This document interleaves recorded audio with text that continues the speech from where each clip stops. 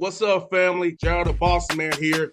You're tuned into the Bossman Show on AM 1010, AM 1430, 1055 The King.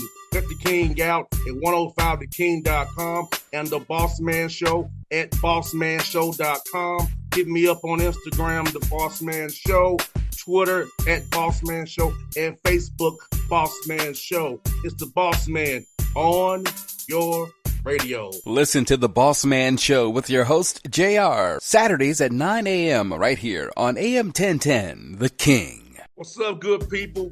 BetOnline is your number one source for all your betting needs. The latest odds, lines, and matchup reports for baseball, boxing, golf, and more. BetOnline continues to be the fastest and easiest way to place your wagers, including live betting and your favorite casino and card games available to play right from your phone. Head to the website or use your mobile device to sign up today and get in on the action. Remember to use your promo code BELIEVE, BLEAV, for your 50% welcome bonus on your first deposit.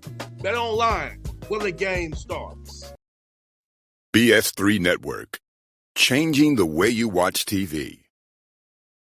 Yes, BS3 Network, changing the way you watch TV, covering content and hot topics from A to Z, sports, music, society and culture, movie reviews, you name it, we have it.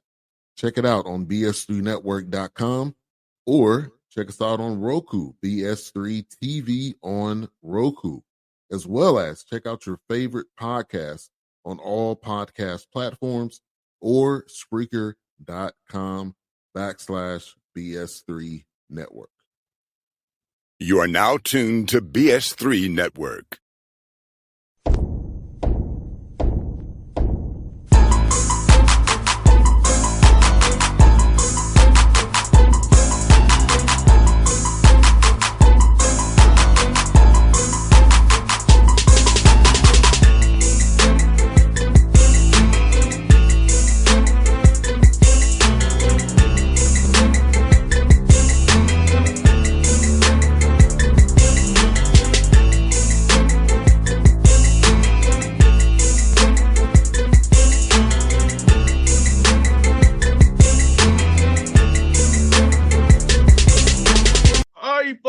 On the Bossman Show, enjoyed by my Facebook friend and friend of the show, Coach Andre Gray, Eastern Tennessee State University out of CIAA, doing big things. Coach, great to talk to you, man. How you doing, brother?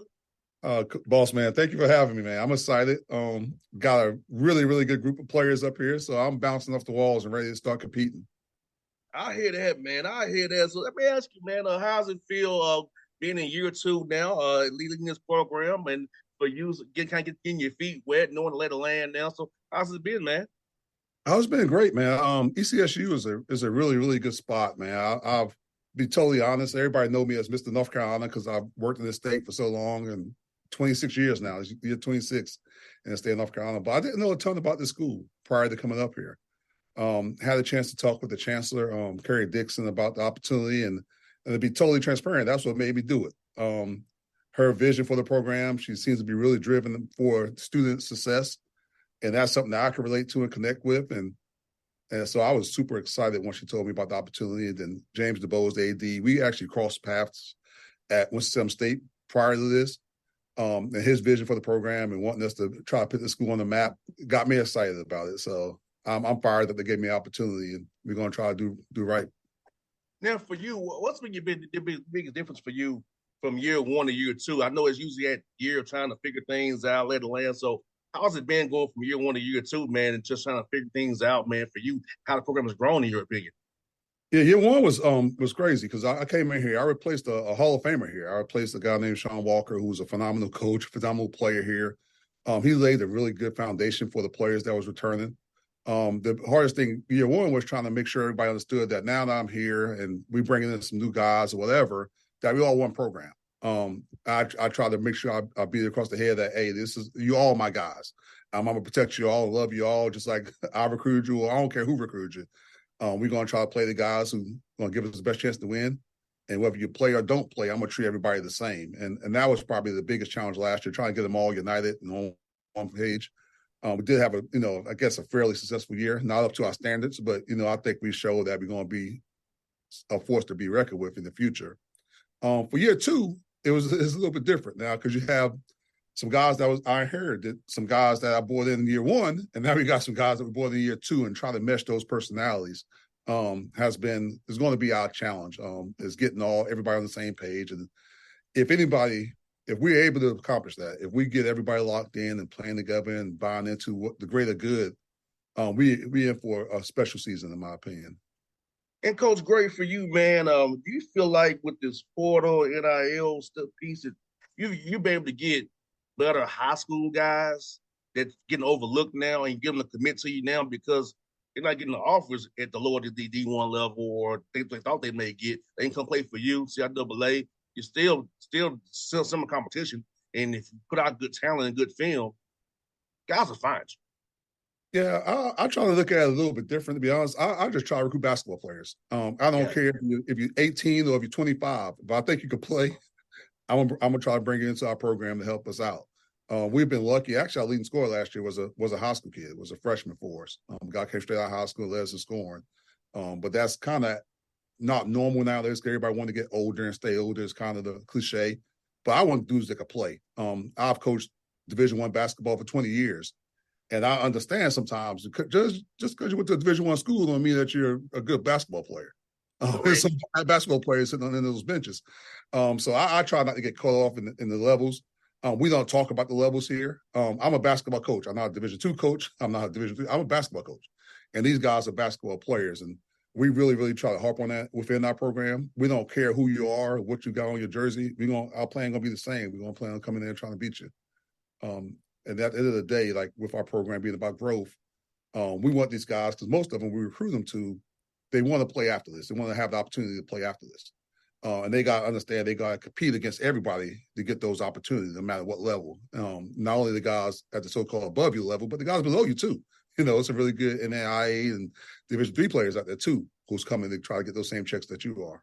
So we don't really talk about the levels much because I know for a fact I did it. Like there's some guys in those benches that can't play worth a darn, and there's a reason why they aren't playing. So I don't try to get caught up. Got that right. Yes, sir. I have seen it, but y'all like you have old 2 eyes. You here for what? Because we make mistakes, right? Recruiting is not like there's no science to it, right? You're gonna make mistakes. You're gonna hit on some. You're gonna miss on some. You're gonna have guys that you think gonna be all stars who's not gonna play at all. And you got some guys that you ain't gonna think much of going to be really good players for you. So there's no real science to it. So the thing is to try to trust your eyes best you can and put together the best roster that you can. And talk about this Coach Gray. North Carolina, after that, there's some great talent in that state, man. Talk about just high school basketball out there, man. I know a guy I know very well, Dominique Wilkins from the Hawks, man, from North Carolina. Bam Adebayo as well. Guys come out of that state, John Wall, different guys. About the talent of that state, man, and how basketball has evolved over the years. Yeah, the hoop state is special, man. Again, I've been blessed because I grew up here. I wasn't born here. I came to North Carolina when I was 11. But I've been a part of the hoop state culture for 40 years now. So I got to see a ton of really, really good players. And a lot of people might not even know Dominique's from North Carolina. Most people, I think, affiliate him with Georgia. But from Michael Jordan to Brad Daugherty and some of these guys, John Wall and CJ Leslie and Chris Paul and Steph Curry, it's always been really, really good players in here. And part of the trick for me, in my experiences, is I've really built a rep on trying to find the so-called hidden gems. The big cities are loaded with talent, like you said, the Charlottes, the Raleigh, the Greensboros are loaded with talent. But what you'll find is some of these small towns are really talented. Like Bam is from a little town in eastern North Carolina that nobody probably even heard of. You talk about the Kinston area where they had 5 or 6, maybe even more NBA players come out of the little town in Kinston, North Carolina. So there's a ton of players in some of these small towns throughout the state as well. Coach, great for you. I know what you're looking for on the court, but off the court, we're trying to find it in a young man off the court, or is intangible, his character-wise, that fits into your program, into your vision for what you see as being an ECSU Viking. Now, the biggest thing to me is, it may sound corny, but I want good people around me. I talk a lot to our guys about my energy. I'm real careful about who I allow in my personal space. I want dudes that bring good energy. You always have the positive. You're going to have good days and bad days, but if you start messing with my energy, I can't be around you. I'm not big on having the 8,000 rules. The more rules you have, the more you got to enforce those rules. So what we do, we kind of establish our core with our guys. We give them 3 things, man. Go to class. Part of your deal is you got to go to class because my job is to help you get a degree and learn habits. Who's going to lead you after this. So you have to go to class. You're going to be part of our program. That's the number one thing. And we provide you an opportunity.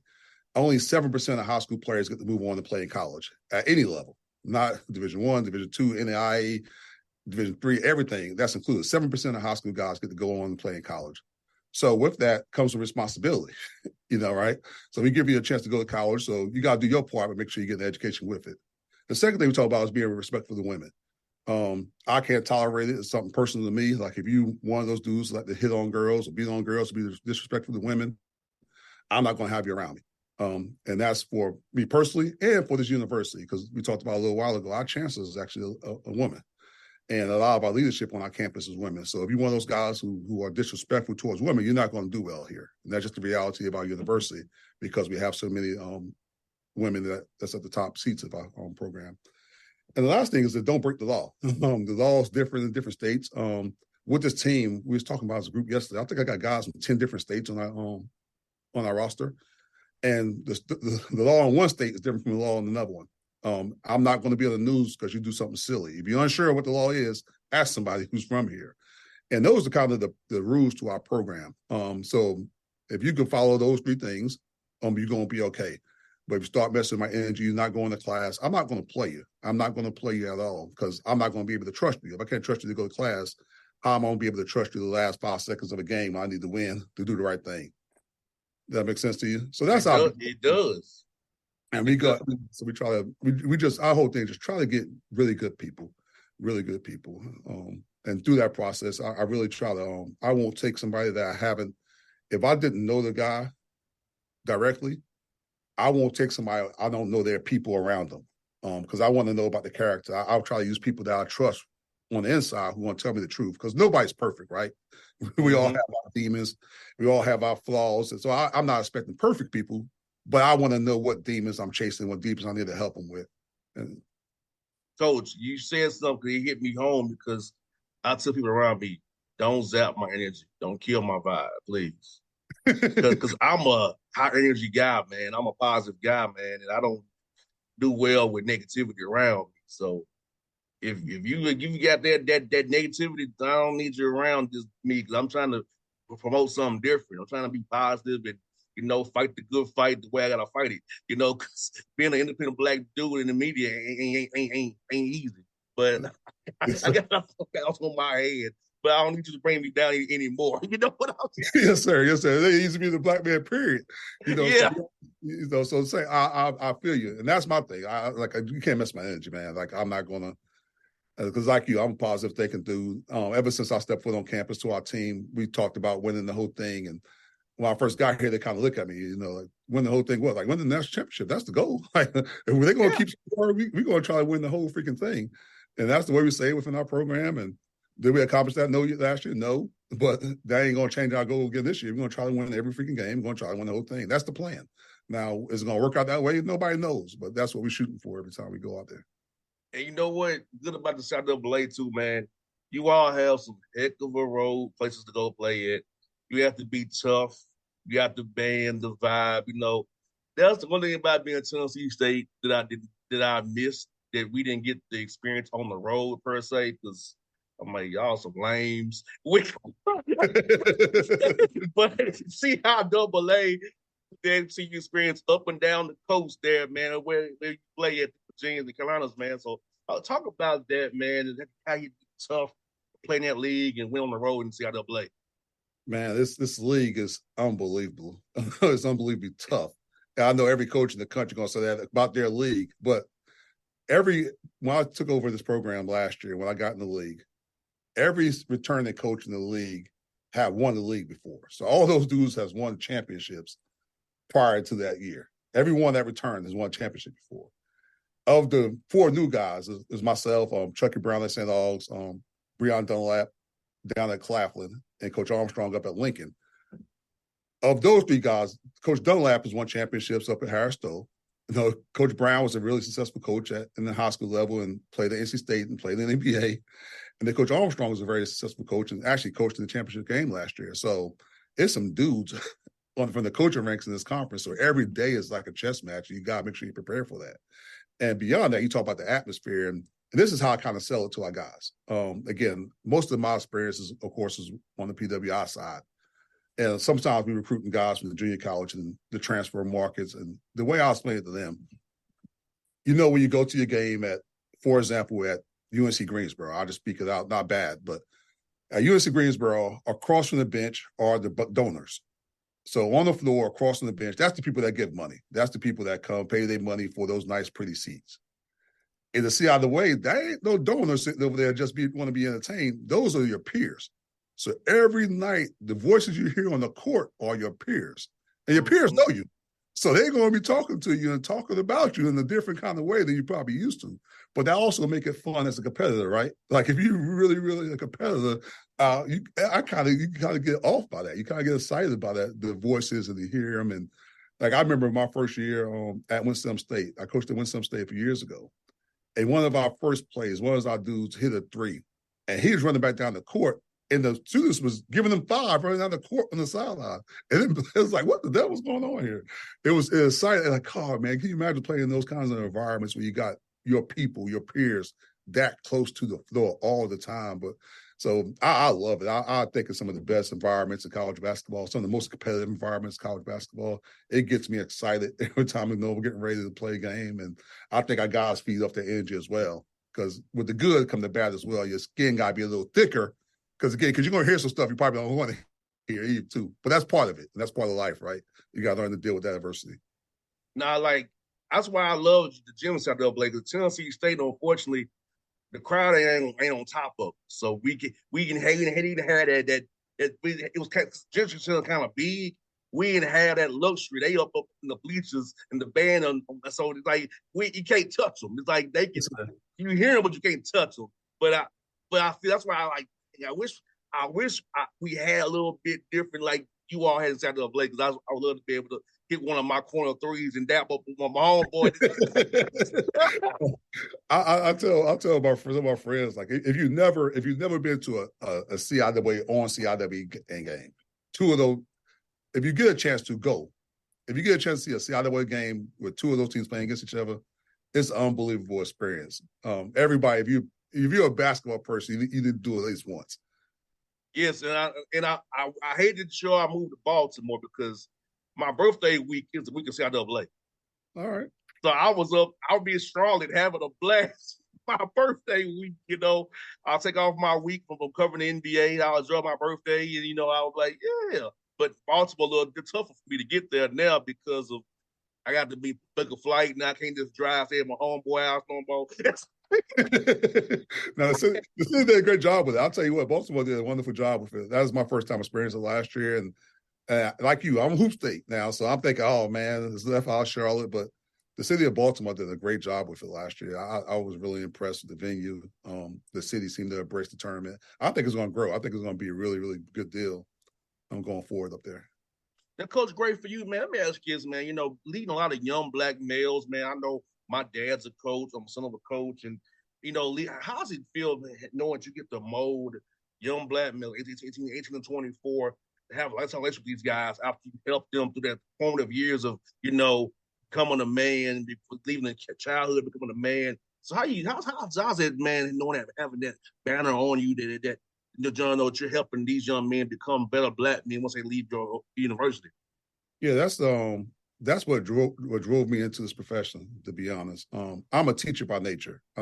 When I decided I wasn't good enough to be a pro, I wanted to teach. My ultimate goal at first was to go back home to my community where I was at, where a lot of black boys don't go to college, period, from down there. And when I was in college, when I decided I wanted to do it myself, I wanted to teach and go back home and help pull some of them guys like me out of that community, give them a chance to let them think that they could leave and go to college as well. So my background has always been a teacher. I always thought of myself as a teacher. I still do. I think of myself as a teacher, not as necessarily a basketball coach. And the second part, I have a mentoring spirit. I'm one of those people who always have people are attracted to me, to being around me. Some people say I tell great stories. I'm a little silly, a little goofy, but I've always had people that always want to be around me. So I always had a mentor spirit. And once I got into the business, it was two things I realized really quick. First, I could change some of these dudes' life by getting them to school and giving them a chance to go to school. If it wasn't for sports, I probably wouldn't went to college. I'll tell you, more than likely, I wouldn't went to college if it wasn't for Same sports. here. So I respect that part of it. And I take that part very seriously when I'm recruiting. And then the second thing is I want to help those dudes prosper through life, because life is going to be hard, especially when you look like the way we do. You got so much stuff coming at you, so many things coming at you, so much information coming at you. And we got to help mentor these guys on how to manage it in the right way. I always said before I became a head coach, I'm probably the only coach in the country who's at that point never been a head coach at this level that have a coaching tree. I have right now, even still, I have current Division I head coaches who call me asking for advice on some things going on with the staff, with their players, which is kind of wild because I haven't never been a head coach at that level. But I've always tried to grab young guys. I always try to grab young coaches and grab dudes that played. And I tell them, right, like, man, you need to think about getting into coaching. I think you got a good spirit for it. Because that's what happened to me. Somebody said them words to me, and that's what took me to college. So I'll take that part of it extremely serious. The teaching part and the mentoring part is what it's all about. Because you want those calls. Like, I get so doggone excited when these guys call me, hey, coach, I got 2 jobs on the table. Which one should I take? Coach, I got my second child on the way. Can you come down? And, oh, I'm getting married this summer. Would you come to the wedding? That's stuff that gets me so excited, and seeing some of these guys grow. When I took my first head coaching job, and one of my staff members, one of my assistants, actually I recruited when I was at Western Carolina. This would have been 2007, 2008. And I never remember even having this conversation with him, but he remembered it. And I told him, like, before you leave here, you're going to have a chance to be player of the year in the Southern Conference. And unfortunately for him, he was running around that league when Steph Curry was running around. So, but he did make all league a couple of times, first team all league, scored 2,000 points, had a good career. And I just noticed how much he loved ball. And I told him, when I get me a job, I'm going to hire you. Now, I didn't think it was going to take 15 years from that point, but sure enough, I wanted to get this position at Elizabeth City, and I called him and I helped him get into the business. And that makes me smile, watching him grow now as a coach and gaining experience. And hopefully I change his life in that way as well. No doubt, man. I tell you what, being son of a coach, man, so I feel it, understand it. Because I know I take my pops to different baby showers, different big grand openings and stuff like that. They hit him up on Father's Day. I see it all from my father. So, yeah, I exactly know what you mean. And you know what? My dad said I should coach. I'm like, Dad, I'll be disbarred from coaching with the mouth I have off the air. I got a dirty mouth too now, but I try not to show off my kids. Yeah. And I had some really good mentors and growing up, and one of my favorites was a guy named Larry Hunter at Western Carolina. And I was coaching against him with him one day. Of course, I was his top assistant at the time, and we was coaching against another school, and the opposing coach was running up and down the sideline screaming. Screaming at the ref, screaming at his kids, screaming, pass the ball, shoot the ball, do this, do that, do that. And coach just tapped me one day on the leg. He's like, "You see that, coach?" I said, "What you mean?" He's like, "Coach, if I show you a coach doing all that running around telling the kids what to do, I'll show you a coach that have bad practice plans." And I never thought about it that way. He's like, if you got to do all that coaching during the game, what are you doing in practice? Mm-hmm. And that's one thing, like, a lot of times the guys that do all that gyrating and stuff like that, and I know it's all personality based too, right? But usually if you got to do all that coaching during the game, you ain't do something's wrong in your practices. So you need to work on what you communicate with your guys in practice. And so my thing is, I ain't going to show these guys up. We get after them in practice, try to teach them the right spots. But then the games, they got to be able to play. They got to make their own decisions. And that came from one of my mentors, Larry Hunter. So I try not. I'm not going to show them up. I'm not going to scream at them and curse at them and stuff like that. I'll pull you out if you're making that mess up too much. I'm just going to take you out the game. I ain't going to put you in there. I'm not about to have a heart attack messing with you. No doubt. I know if I had to try to teach you some multiple times, that's one of my pet peeves, Coach Gray. But I tell you, this is my entrance to this. I done told you twice. That's one of my pet peeves, was repeating myself. So I said, Dad, I know myself. I ain't got the patience. I know if I tell you something multiple times, I'm going to start saying the wrong thing. So I said, it ain't for me. I know myself. I said, the radio, I don't lose no game on the radio. I lose no games here. I just have a good time. Yes, sir. Yeah. Now, Coach Gray, I got one more for you, Coach Gray. Yes, When sir. you're not coaching hard, man, and helping these young men live Slip C State, how do you like decompress and kind of get away from the game and just enjoy life when you're not in this grind every day of this industry, man? Man, that's my biggest flaw as a person. It's just my wife and I. We don't have any children. It's my wife and I. And I've gotten better at when I'm not doing this and making sure I'm paying my wife some attention, right? Because she's been a trooper. She's been with me from the very beginning of me in this profession. I was actually a middle school coach at the beginning, and she was with me as a student when I was at Fayetteville State. So she actually got to watch me grow, and I moved her all over the state of North Carolina, from Wilmington to Cullowhee to Boiling Springs to Shelby, all over the place. And one thing is, I had to learn to pull away from the game a little bit and make sure I'm giving her time and respect, right? But other than that, I don't have any hobbies. I wish, like Dev, I could find one. I tried my darndest to find one. This summer, I was proud of myself because I watched some of those shows that everybody talk about. I watched like BMF and Snowfall and all that stuff, and I was like, hey, I'm getting kind of cool. I'm learning the world. But to be honest, I don't see I don't think of what I do as a job. When I got free time, I'm doing something basketball related. And it's not like punishment. It's not like work to me. I like watching Synergy. So I like watching games on Synergy. I'll pull up. The other day, I was watching the Lithuanian national team offense. And I just like to watch the game and study the game. And so I don't even see it as work. That's my hobby is doing that stuff. I like watching how different people play ball screens, like watching how different people get into actions. And I get on and watch YouTubes of kids. Everybody who send me a video, for the most part, I'll watch them, which is kind of odd. Every Instagram inbox I get, every email I get, I watch them all. And now some of them I know I'm not going to take, but I just enjoy doing that. And I could get away from the business sometimes and by even watching those videos. And then I watch a lot of NBA. And I know that's might sound kind of to your question because it's still basketball related. But to me, NBA basketball is totally different from the college game, right? Oh, it is. Definitely. Been around every day. It is. So I could watch an NBA game and enjoy it because I'm not trying to coach it. Like I catch myself when I watch college games. Hey man, I would have did this, I would have done that. When I watch an NBA, I'm just watching it strictly as a fan. I want to see some dude go for 80. Like I want to see somebody go crazy.